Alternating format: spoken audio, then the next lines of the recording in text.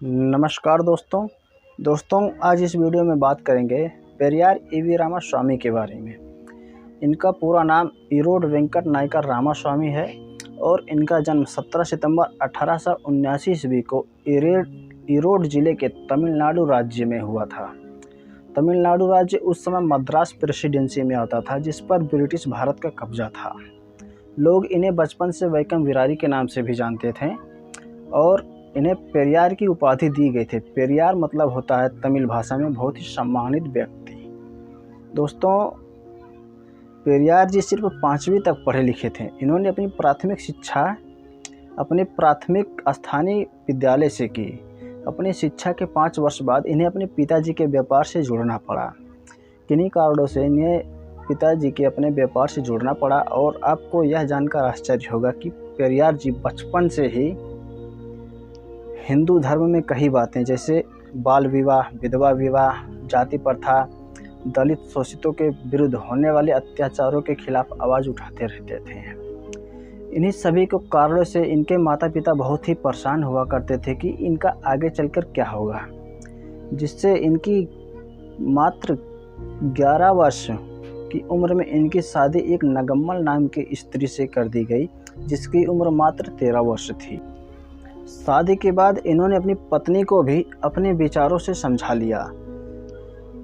एक समय ऐसा आया पेरियार जी के जीवन में जिससे यह बहुत ही प्रभावित हुए और इनकी पूरी लाइफ बदल गई। साल था 1994 का, जब पेरियार ने एक ब्राह्मण को पुलिस अधिकारियों की मदद की उससे गिरफ्तार करवाने में। और यह जानकारी जब उनके पिताजी को पड़ी कि पेरियार ने उनकी मदद की है उस ब्राह्मण की, जो ब्राह्मण इनके घर पे आता था, और इनके पिताजी उस ब्राह्मण के पैर छूते थे और उसे अपनी कुर्सी पर बिठाते थे, तो पेरियार जी के पिता ने पेरियार जी को बहुत ही मारा, जिससे पेरियार जी गुस्से में आकर वह अपना घर छोड़कर काशी चले गए। पेरियार जी काशी तो चले गए, लेकिन उनके पास पैसे नहीं थे और पैसे ना होने के कारण इन्हें भूख बहुत तेज़ी से लगी थी। जो काशी पहुंचते ही वहां पे एक ब्रह्म भोज चल रहा था, जिसमें सिर्फ ब्राह्मण लोग ही जा सकते थे और खा सकते थे। ब्रह्म भोज में पेरियार जी जाना चाहते थे, लेकिन उन्हें द्वारपाल, जिसे सिक्योरिटी गार्ड बोलते हैं, उसके द्वारा रोक दिया गया है। पेरियार जी को भूख लगने के कारण उन्होंने ब्राह्मणों का फेंका हुआ खाना, जो वो खाकर फेंक दिए थे, वह खाना खाया और अपनी भूख मिटाई। वह खाना खाते वक्त पेरियार जी के मन में यह विचार आया कि अगर यह जाति नहीं होती तो आज वो खाना खा सकते थे। जो ऐसी हालत में वो खाना खा रहे हैं, वो अच्छे खाने खा सकते थे। इस प्रकार पेरियार जी पूरे जीवन भर जाति व्यवस्था के प्रति नास्तिक बने रहे और वह हमेशा जाति का विरोध करते रहे। इसके बाद पेरियार जी एक मंदिर में एक न्यासी यानी ट्रस्टी के पदभार को संभाला और बखूबी निभाया। फिर इन्होंने सोचा कि क्यों ना वो अपने शहर तमिलनाडु वापस जाकर कुछ वहीं पे काम करे। साल था 1919 का, जब इन्होंने चक्रवर्ती राजगोपालाचारी की मदद से कांग्रेस पार्टी की सदस्यता ली। उस समय कांग्रेस पार्टी भारत की सबसे बड़ी पार्टी हुआ करती थी। कांग्रेस पार्टी की सदस्यता लेने के कुछ सालों बाद सन 1924 ईस्वी में केरल में उस समय बहुत ही तेजी से एक आंदोलन चल रहा था। इस आंदोलन को वाइकोम आंदोलन दिया गया। इसका मुख्य उद्देश्य था जिन रास्तों पर, यानी जिस रास्ते पर जहाँ पर भी मंदिर बना हुआ करते थे, उस रास्ते पर न दलित और शोषित लोग जा सकते थे उस रास्ते पर, और मंदिर की तो बात ही दूर है, उस रास्ते पर भी नहीं जा सकते थे। इस आंदोलन का मुख्य उद्देश्य था उस मंदिर में भी जाना और उस रास्ते से होकर भी जाना।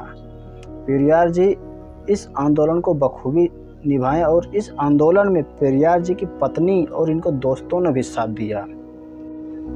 कांग्रेस पार्टी ने उस समय एक प्रशिक्षण संस्थान खोल रखा था, जिसमें सभी धर्मों के लोग जा सकते थे और अध्ययन ग्रहण कर सकते थे, लेकिन वहाँ के अध्यापक गैर ब्राह्मण छात्रों के साथ भेदभाव किया करते थे, जिसे पेरियार जी ने देखा और इनके मन में, पेरियार जी के मन में कांग्रेस के प्रति नफरत आ गई। फिर इन्होंने गैर ब्राह्मण छात्रों के लिए आरक्षण का प्रस्ताव पास किया। यह प्रस्ताव कांग्रेस के बड़े नेताओं के सामने रखा गया, जिसे कांग्रेस के बड़े नेताओं ने इस प्रस्ताव को खारिज कर दिया, यानी रिजेक्ट कर दिया। फिर पेरियार जी ने कांग्रेस पार्टी की सदस्यता से त्यागपत्र दे दिया। फिर उन्होंने जस्टिस पार्टी को ज्वाइन किया। एक समय ऐसा आया जो पेरियार जी यूएसएसआर के दौरे पर गए। यूएसएसआर वही है जो इस समय रूस है। पहले यूएसएसआर हुआ करता था, अब रूस हो गया है। यूएसएसआर 15 देशों में टूटकर और छोटे छोटे देश बने। जो सबसे बड़ा रूस है वो उस समय यूएसएसआर हुआ करता था। तो वहाँ पे गए तो उन्होंने वहाँ पर देखा कि साम्यवाद की विचारधारा बहुत ही सफलता से अपना प्रचार प्रसार कर रही है। तो पेरियार जी सोचे कि क्यों ना हम भी साम्यवादी विचारधारा को अपना लें और हम भी इसी प्रकार से अपना प्रचार प्रसार करें। फिर ना जाने किन्हीं कारणों से इन्होंने अपना विचार बदल लिया और साम्यवाद की विचारधारा अपनाने से मना कर दिया। कांग्रेस पार्टी को त्यागपत्र देने के बाद इन्होंने जस्टिस पार्टी को ज्वाइन किया। जस्टिस पार्टी को गैर ब्राह्मण लोगों ने की स्थापना की थी और इन्होंने जस्टिस पार्टी का कार्यभार संभाला। सन 1944 ईस्वी में इन्होंने जस्टिस पार्टी का नाम बदलकर दलित कड़गम कर दिया। सन 1944 ईस्वी में जब मुस्लिम लीग के मुख्य नेता जिन्ना ने पाकिस्तान की मांग की तो पेरियार जी ने उनका समर्थन किया। पेरियार जी चाहते थे कि जिन्ना भी उनका समर्थन करे एक अलग देश की। पेरियार जी चाहते थे कि दलितों के लिए एक अलग देश की व्यवस्था की जाए जिसे द्रविड़स्तान के नाम से जाना जाए। इस बात में पेरियार और जिन्ना की आपस में बात हुई तो उन्होंने उस समय मद्रास के गवर्नर के सामने जिन्ना ने खुले शब्दों में कहा कि आप भारत को 4 भागों में बांट देना चाहिए, द्रविड़स्तान, हिंदुस्तान, बंगिस्तान और पाकिस्तान। पेरियार कहते थे द्रविड़स्तान उस समय मद्रास प्रेसिडेंसी में आता था। मुस्लिम लीग के प्रमुख नेता जिन्ना ने पेरियार जी से कहा कि आप द्रविड़स्तान की स्थापना कीजिए, आपके साथ 7% मुसलमान लोग आपके साथ हैं और आपसे न्याय, सुरक्षा और सभी प्रकार के अधिकारों की बात करेंगे।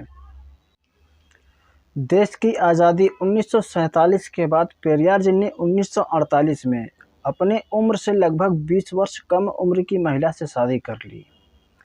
उस महिला का नाम था मैनिया माई, जो 1948 में इन्होंने उससे शादी कर ली। इस शादी के बाद इनके पार्टी में दरार आ गई और इन्हें अपनी पार्टी से त्यागपत्र देना पड़ा।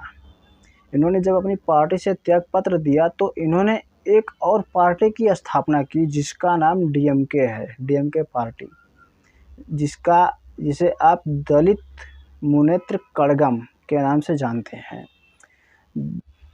वर्तमान में इस पार्टी के संस्थापक श्री एन अन्नादुरई जी हैं और इस पार्टी की सरकार तमिलनाडु राज्य में, जो इस समय एमके स्टालिन वहाँ के मुख्यमंत्री हैं।